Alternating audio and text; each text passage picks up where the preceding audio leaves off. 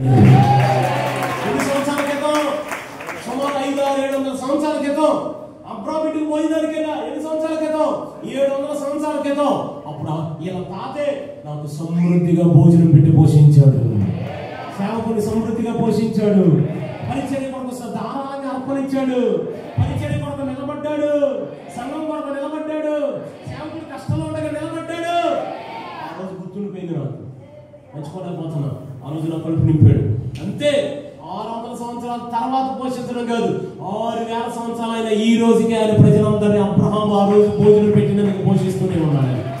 దేవునికి స్తోత్రం కలుగును గాక. హల్లెలూయా. మాట చెప్పనా, మీరు ఈ రోజు ఇచ్చే అర్పణ, ఇప్పుడు మీ తరంలో ఇచ్చే అర్పణ మీ 100, 2, 3, 4, 500 తరాల వరకు కూడా ఆశీర్వాదకరంగా ఉంచుకోవాలి. మనమేమో కానుకలు పాట అంటే గుర్తొచ్చేది అందరికి. ఏంటిది?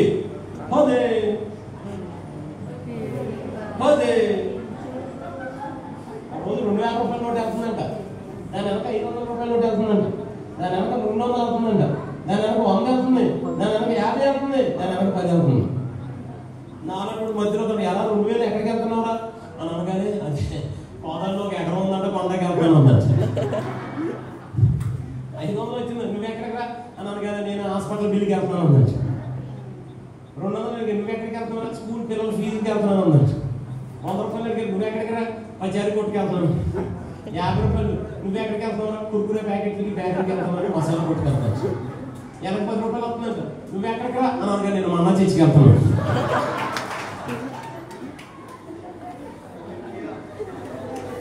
వందలండి.